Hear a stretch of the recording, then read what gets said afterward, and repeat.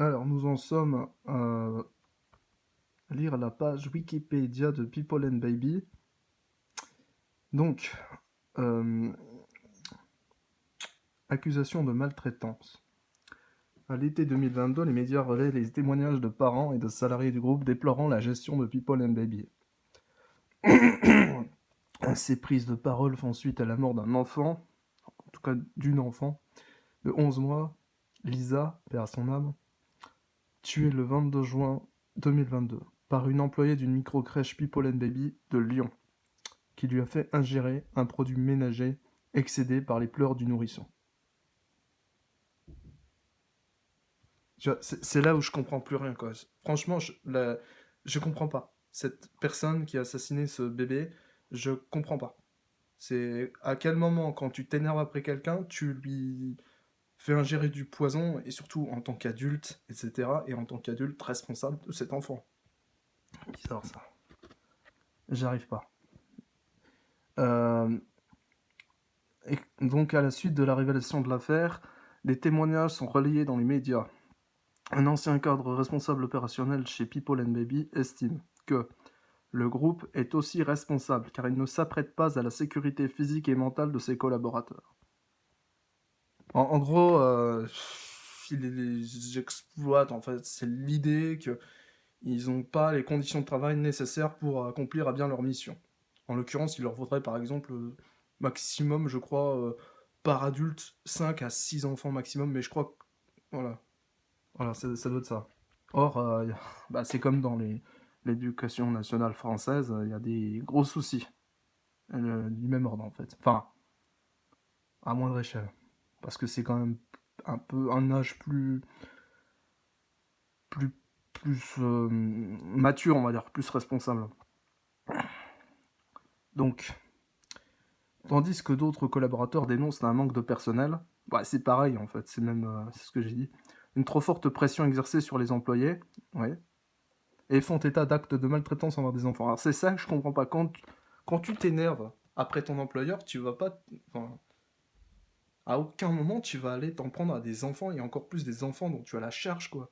Ta mission, t'es payé pour ça. Alors même si t'es très mal payé, ben alors dans ce cas, tu quittes ton boulot, il y a mille et une choses à faire. T'es pas obligé d'empoisonner des gosses, de les maltraiter, de les fouetter, de les jeter sur les lits, euh, de les laisser se mordre les uns les autres, etc. Donc, et de leur faire bouffer des oranges avec la peau, etc. J'ai tellement de dossiers là-dessus, c'est un truc de merde. C'est, franchement, je serais patron de cette crèche, de cette chaîne de crèche, je me dirais, mais il faut quand même qu'on revoie à la hausse l'investissement qu'on a mis dedans, hein. Bon, donc ils font. Donc, par les manquements du groupe, le groupe People and Baby dénonce un amalgame médiatique indigne. Quel amalgame? Et conteste le rapprochement opéré par certains médias entre ce meurtre et les conditions de travail des professionnels en crèche.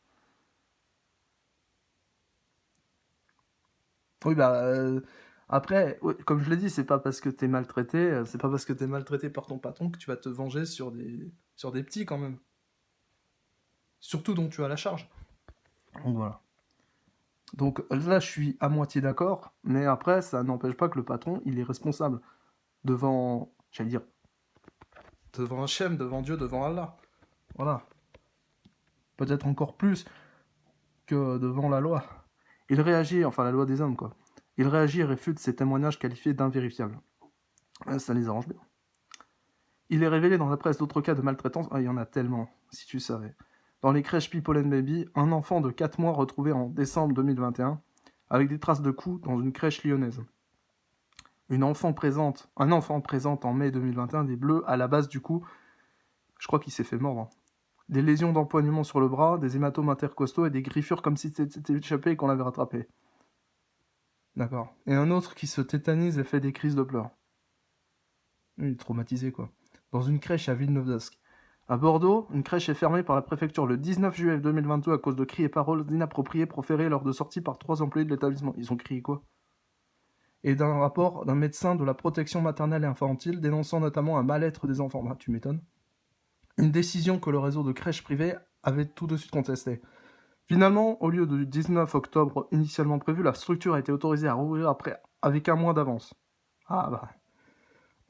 Ça joue les relations. Hein. Le groupe People Enemy regrette qu'il ait fallu 2 mois et la mise en difficulté de 20 familles alors que tout était conforme. Équipe, diplômes, locaux, normes de sécurité, formation. Une nouvelle plainte pour maltraitance est déposée en décembre 2022 contre une crèche à Metz à la suite d'une blessure sous l'œil d'un enfant de 7 mois.